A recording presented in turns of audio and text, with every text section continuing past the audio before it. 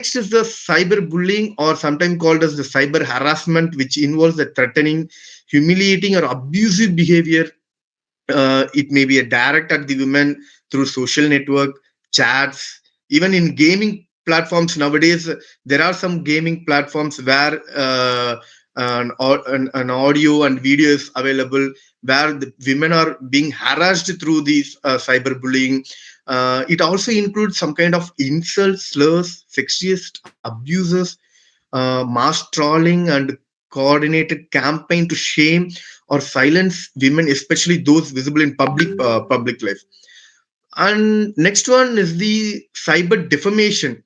You people know what is normally a defamation is. Defamation is something defaming a person, insulting him in the public forum, or decreasing his reputations in a way of showing some gestures, or orally, or it may be or some very probably written. So cyber defamation is publishing or circulating false, damaging statements about a woman online with the intent to harm her reputation. It may take the form of fake allegations, sometimes edited screenshots, fabricated chat logs or posts, or even in forums or messaging groups, often targeting women's sexual morality or professional integrity. So this is something very well we can see throughout in all the online platforms. Even in Facebooks also, there is n number of abuses against women. Next one is the cyber pornography. This covers the creation, sharing, and even circulation of intimate images or videos of women without her consent. And you should not ask if what if there is a consent. Consent is something different. With the consent of the people, if we are showing something in the online platform, it is different, because always consent plays a vital role. But now, without her consent, often it is something termed as a revenge porn. So they will call it as a revenge form, which is non-consensual pornography or image-based sexual abuse.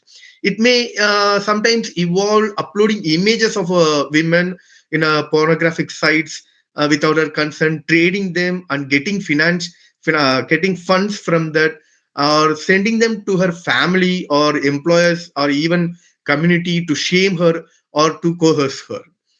Next one is the morphing. Morphing, you people know, it is very prevalent in nowadays. Morphing refers to digitally altering a woman's photograph, often by placing her face onto another person's.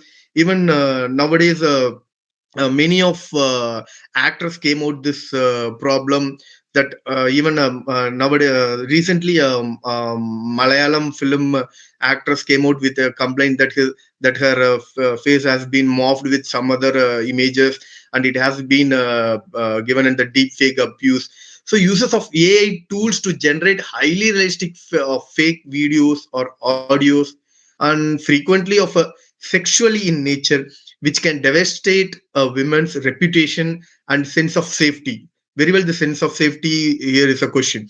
Even when everyone knows they are fabricated, even if it is fabricated, the public knows it is a fabricated, but it affects the reputation and the sense of safety of the women. And next one is the online blackmail, or what we call it as a sextortion, which involves threatening to publish a woman's intimate data, photo chats, videos, even personal details, unless she complies with demands for money. So if a woman is demanding for money, then it's a different story. So then for further images or other consensus, or perpetrators often obtain materials through hacking, sometimes grooming or prior relationship, and weaponize those social stigmas around women sexually. Uh, then is the uh, online grooming. Online grooming, identity theft and impersonation. So identity theft is something occurs when offenders steal or fraudulently use a woman's personal information or online profiles. Nowadays, everyone, each and everyone, right from school students, everyone is in the online platform through the social media, something like that, Facebook, Instagram, etc., etc. So what they do is they create a fake account in her name, and they hijack the account and taking control of that account through email or social media account to send abusive message, solicit money, share intimate content, or damage relationship and professional standings. Then comes the doxing. Doxing is a deliberate publication of a woman's private information, or his or her address or her phone number, or sometimes her workplace identity, family details, without her consent. So often it is accompanied by a call to harass her or harm her. This converts online hostility into a real world risk, facilitating stalking, threats, and mob attacks, both digitally and offline. Uh, Next one is the online grooming. Online grooming is the process by which an offender befriends and emotionally manipulates a woman or girl online with a view to sexually exploit her or trafficking her or other abuses.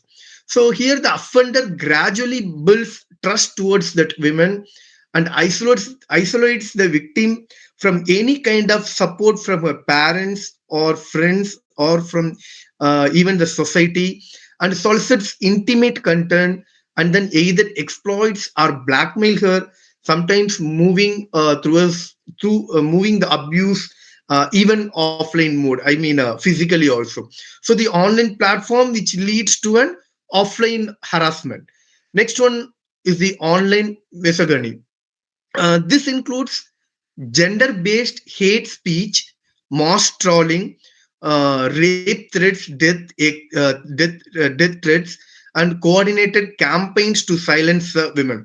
So nowadays, debates, political debates, everything, even feminism, these kind of things are being discussed in the online platforms. What the offenders do is, aggravated by their contents, they will go into their chat box or they will go into their comments. They will post something very bad about them, which may be sexually exploiting content or communal content, or it may be racial language, or even sometimes undermining women's freedom of expression and participation in public life.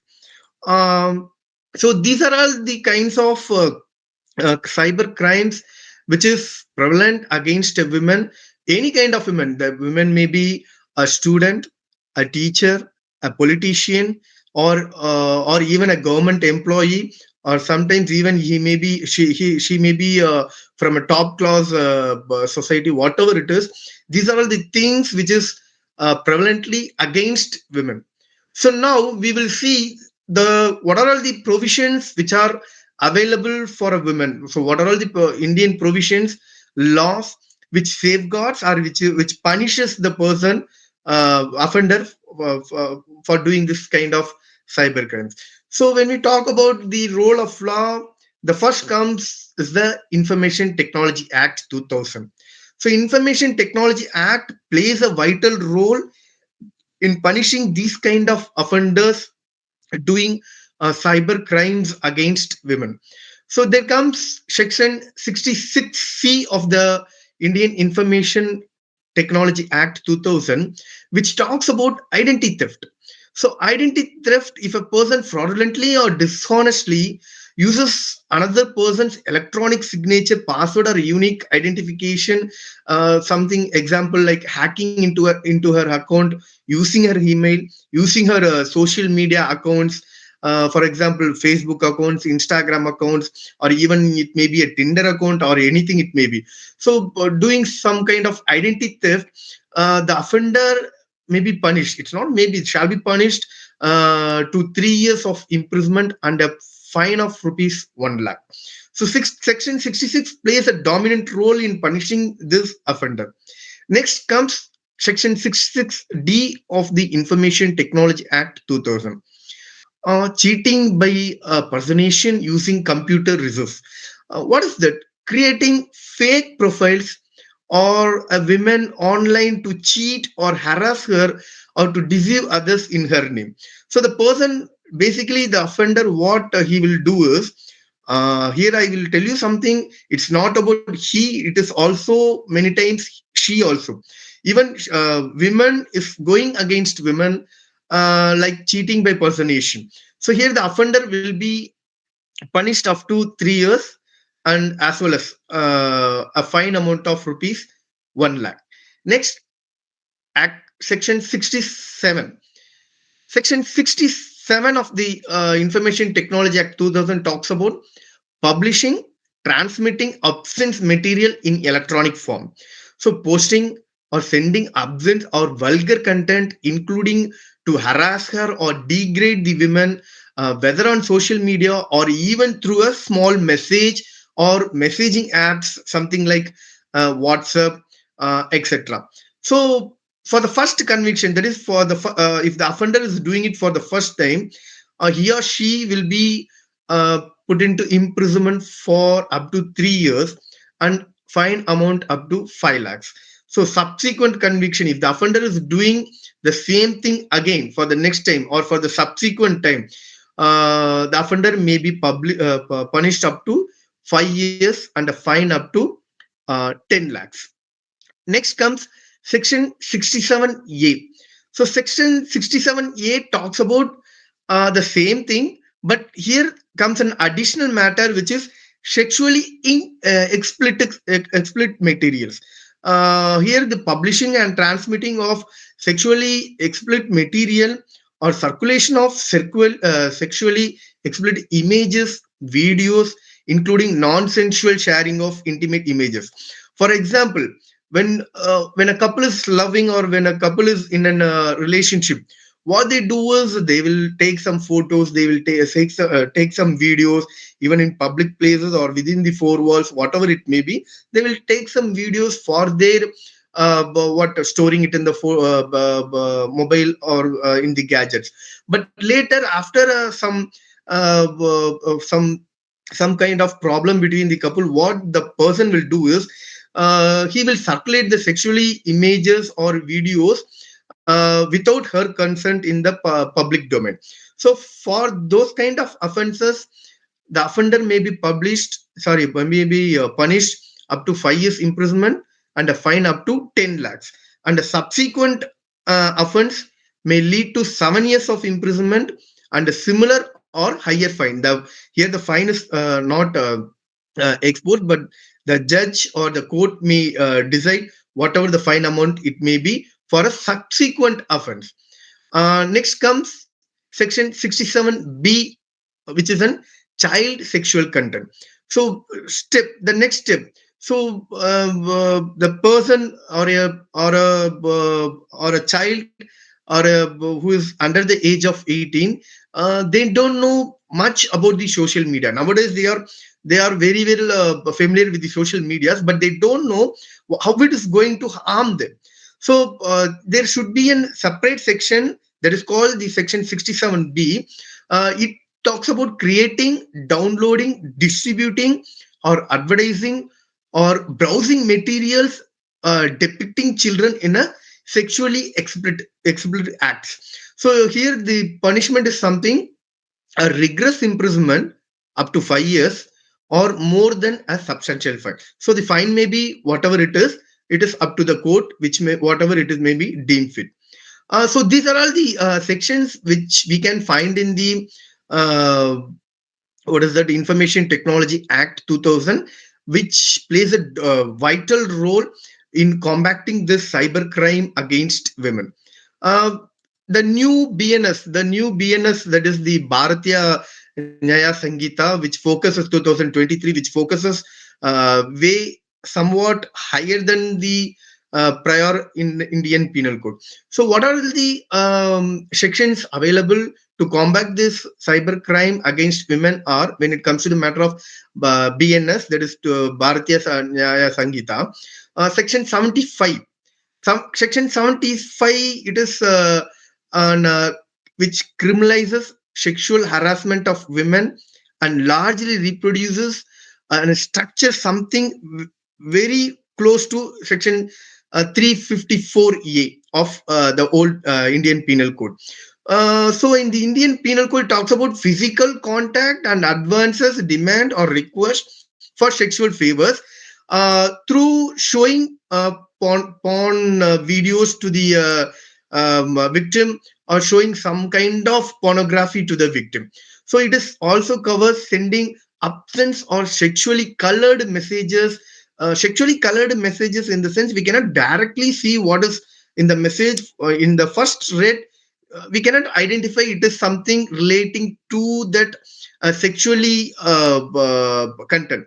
But when we have another read, we can see that it is something relating to sexual content. So it is called as sexually colored messages, or sometimes images or videos to a woman without her consent. So if you even without having any intention, even if ignorantly you are sending something to a woman, and after deleting, that doesn't mean that you are ignorant. So even sending in a sexually colored message by mistake also at section 75 of BNS. uh, so forcing a woman to see a pornography through links, video calls, or screen sharing, either in workplace or educational spaces, attracts section 75 of Bharatiya Nyaya Sangita. So what is the punishment given for those offenders is a period of 3 years of imprisonment and fine. So all these you should understand, all these punishments are, it's not imprisonment or fine, it is imprisonment and fine, so it runs parallel. uh, Next one is the section 77 of BNS. You people, I think you are all familiar with this voyeurism. It is something corresponding to section 354C of Indian Penal Code, which is embedded as section 77 in the BNS 2023.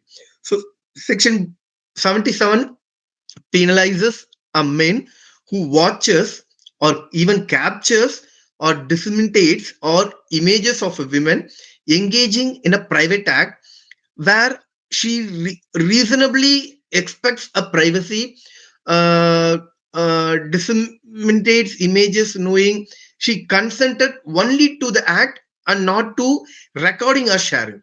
So you should understand, here comes a vital line: consented only to the act and not to record or sharing. So if a person is recording or sharing an intimated thing which the women is not consented for sharing or recording, then it amounts to section 77 of BNS. You can imagine something where hotels, where even in some places where there will be hidden cameras recording in even in women hostels, washrooms, trial rooms, in jewelry shops, or in uh, or in what we call that will you go to purchase clothes and all, there will be trial room.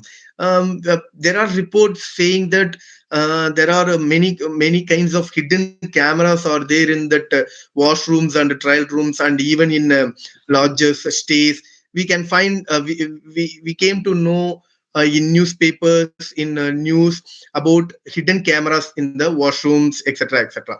So sharing those photos obtained even by relationship or by in relationship through any kind of platform such as Telegram, WhatsApp, or anything, it's amount to section 77 of BNS. So that is called as voyeurism. So the offender will be punished to a period of 1 to 3 years, a rigorous imprisonment for the first time, and along with the fine.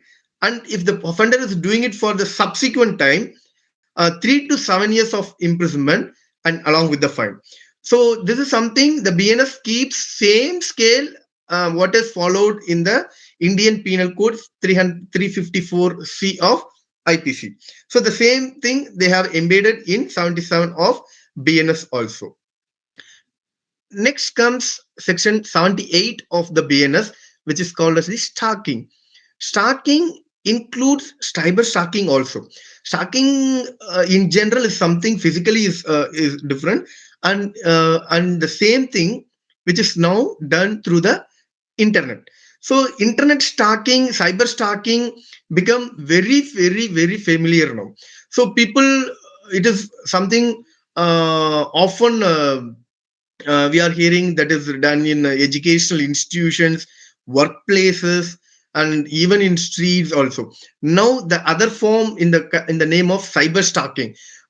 This section 78 is not different from section 354D of IPC. So what it talks about is following a woman or her contacts or attempting to contact her repeatedly or to foster personal interaction despite a clear indication from the women showing her disinterest. So if a woman, any woman, in spite of age, any woman, if you are going behind that woman in spite of her disinterest physically and now in through the internet also, that means if you are messaging or monitoring or emailing or even through any electronic gadgets through a game, if you're stalking, then it amounts to cyber stalking. So repeatedly messaging or repeatedly calling a woman or repeatedly even commenting about the women or tagging that women in any electronic gadgets or any social media platform, that amounts to cyber stalking. So for the first conviction, the person will be punished up to 3 years with the fine, and for the subsequent conviction, it is up to 5 years. 5 years. Um, Mostly 5 years will be given. It is not you cannot take that if it is 3 years to 5 years, they will give 3 years. They will give the highest imprisonment. Next comes section 74 of the BNS, which is assault or criminal force to a woman with intent to outrage her modesty. So although primarily it is physical, but nowadays it is combined with some online elements where physical assault is preceded or accompanied by digital threats or image capture designed to humiliate. Sorry. So for cyber assault, we cannot call it as a cyber assault, but a cyber communication, I mean an internet communication through any kind of gadgets or by the social medias, which leads to a physical assault of the victim. So here the punishment is not that much. It is less than 1 year. Sorry, it should not be less than 1 year. So in that sense, it will be at least an year imprisonment along with the fine. Next thing is section 75 of the BNS. Section 75 is sexual harassment.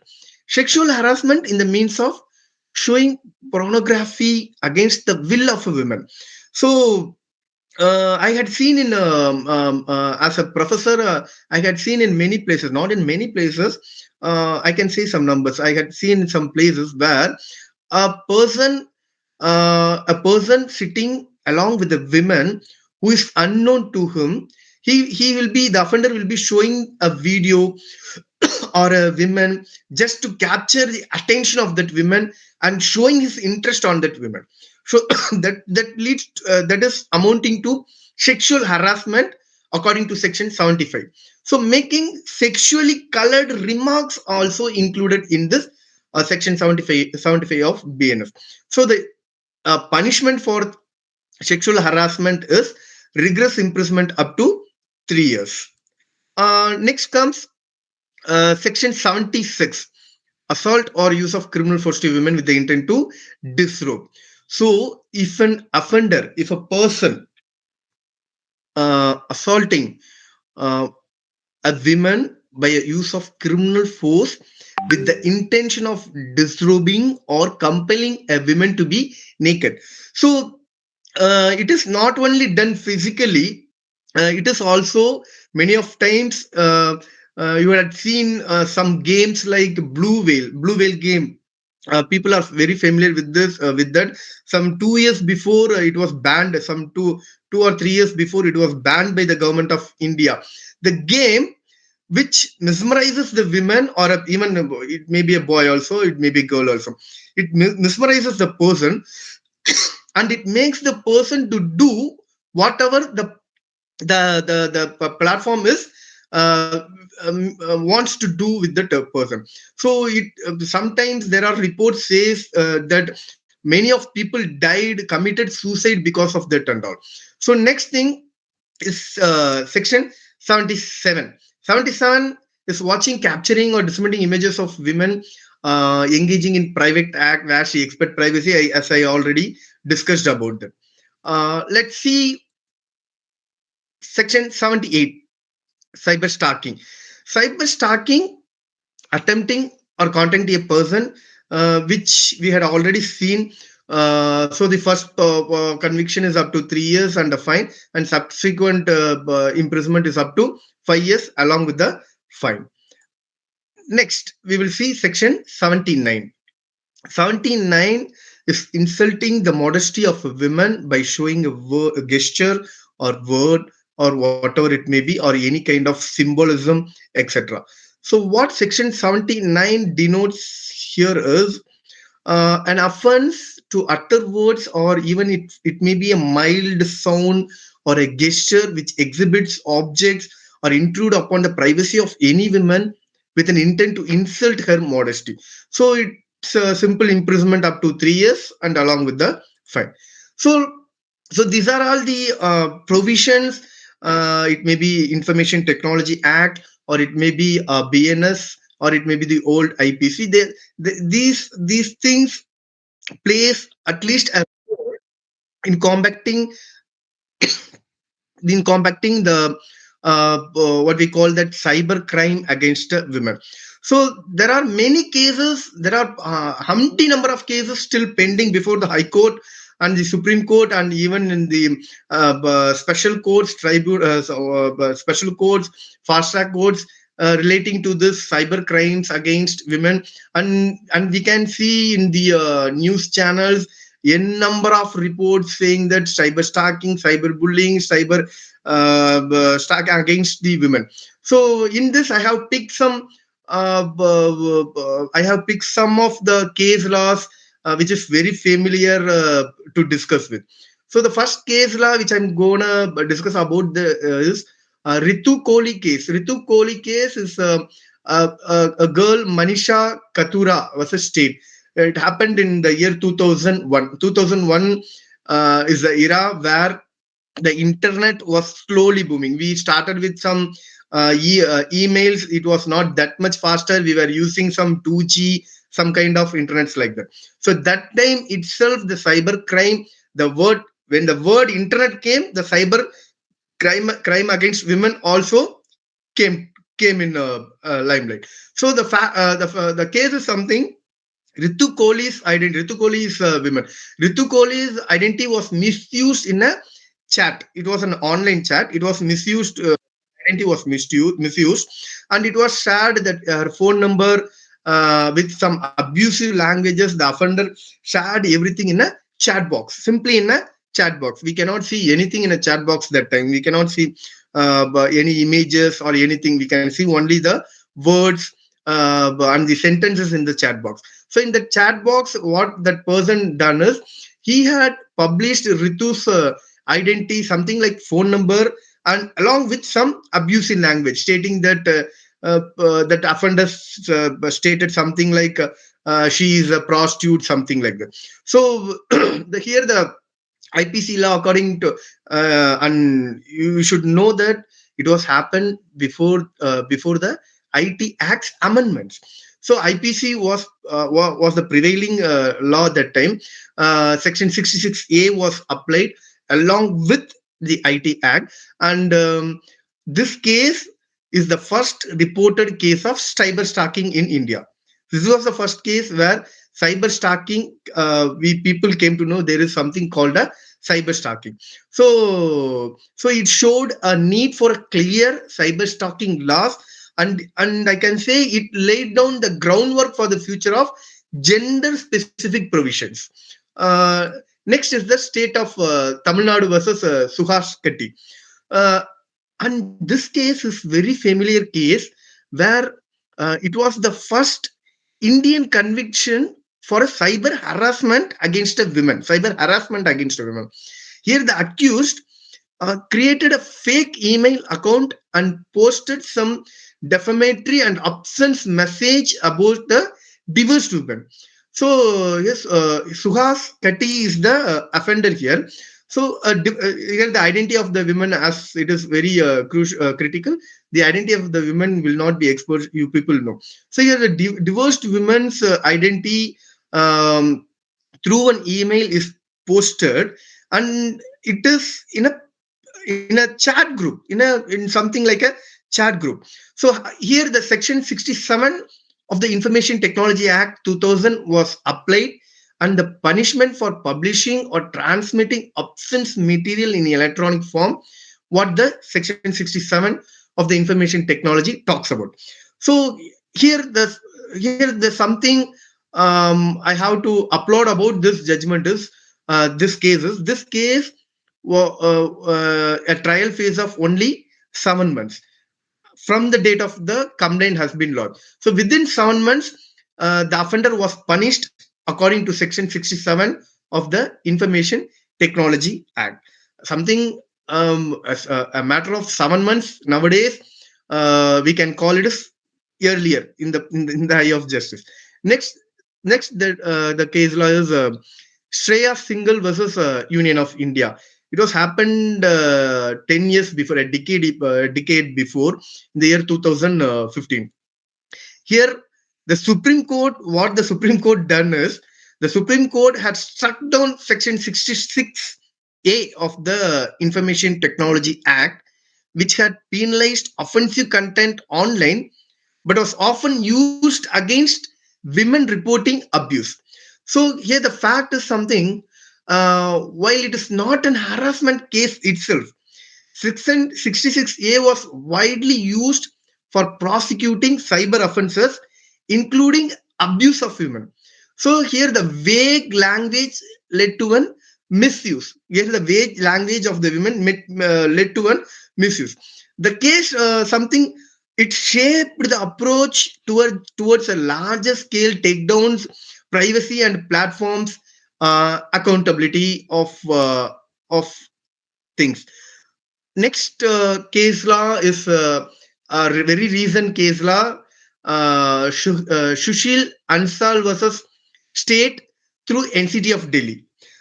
This case addressed an unauthorized sharing of sexually explicit videos of women through an online site. Here the case is, the accused sent and published sexually explicit videos in the platform.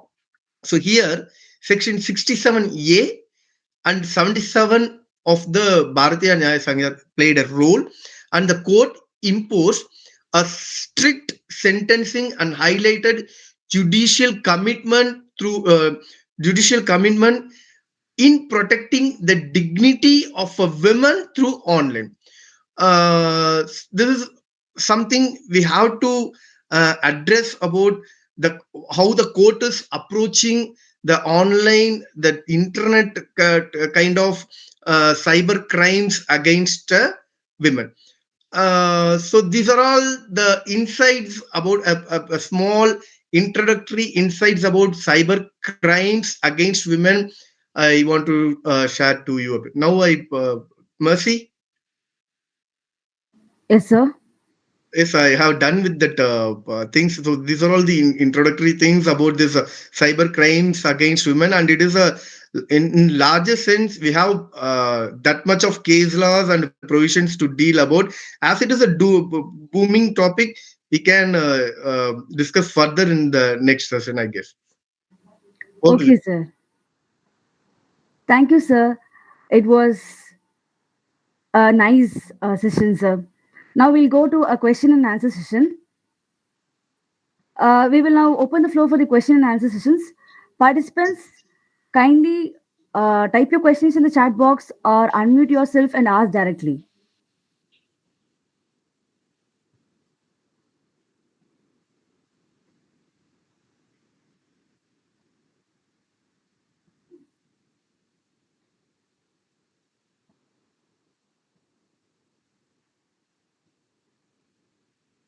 If there is any questions, Mercy.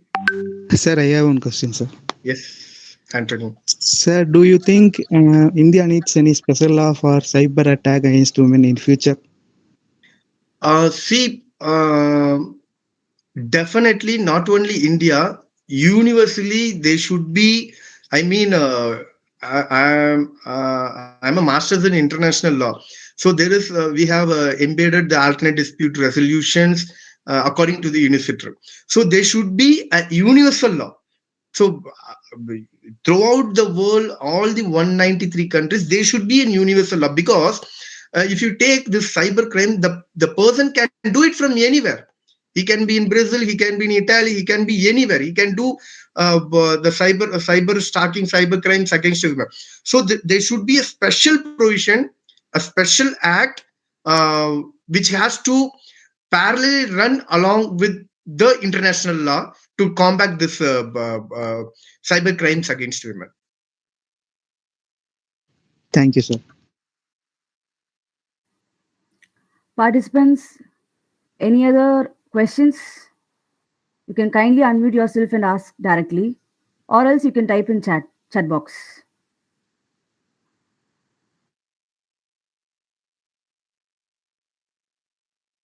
So I guess all are very familiar with the cyber crimes against women. Of course, youngsters are. You can see youngsters are very familiar with this kind of cyber crimes against women and what are all the laws regarding this cyber crimes. When we were studying, there is nothing called a cyber. There is nothing called a cyber. So we also, the faculty members also studying along with the students to know about cyber crimes. Thank you so much, sir. My co-host Anthony will deliver the vote of thanks. Sir, on the behalf of the Naksh Foundation and its National Initiative Project CyberShield, I extend my heartfelt gratitude to our guest speaker, Mr. Raghupati sir, for sharing his valuable insights on the role of law in cyber attack against women. Sir, your clear explanations and the real-world insights truly helped us and understand how the law plays a crucial role in protect women against the cyber attacks. Sir, you have explained various sections and case laws and the real world exposes how treating the woman against the society. It is a big issue which are facing many women are facing in the real world. A big thank you to all the participants for your active involvement and the enthusiasm session. Special appreciation for organizing the team of the project CyberShield for their efforts in making the webinar a great success. Before we conclude, a great gentle reminder, please fill out the feedback form shared in the chat box. It is mandatory for receiving your e-review and that will help to stay updated and about our upcoming awareness events. With that, we officially conclude today's session. Thank you once again, sir, for your everyone present here. Wishing you all safe, secure, and responsible digital journey ahead. Thank you, sir. Thank you, Messi, and thank you for all the coordinators as well as Anthony Robinson for giving the vote of thanks. Thank you once again, and thank you for this opportunity. Thank you. Thank you so much, sir. Sir, sorry to interrupt. There is a question which is posted in chat box, sir. Wow. Yes, I cannot see the chat box here. Shall I read it for you, sir? Okay. There are specific cyber crimes against women based on their caste, religion. Also, how to deal with them? They are targeted for their identities like religion, like caste and religion. Um, who asked this question? May I know the name? Preet Kumar, sir. Preet Kumar, uh, cyber crime against women in spite of race, religion, caste, everything, a woman is identified as a woman. So whatever in sense the offender is doing that, it amounts to cybercrime, right? So there is not there is nothing specifically stating that. And one more thing, if a person or an offender is stating the caste of the woman, there is a special act for that. It runs along with the IT Act. It runs along with the IT Act. If the person is showing some kind of disrespect to the towards the caste or community of the women, the PCR Act will come. The SC, if he or she is in a, sorry, if he, she is in a, comes under that scheduled caste or scheduled tribe, the SC/ST Act will also come. So both will run parallelly.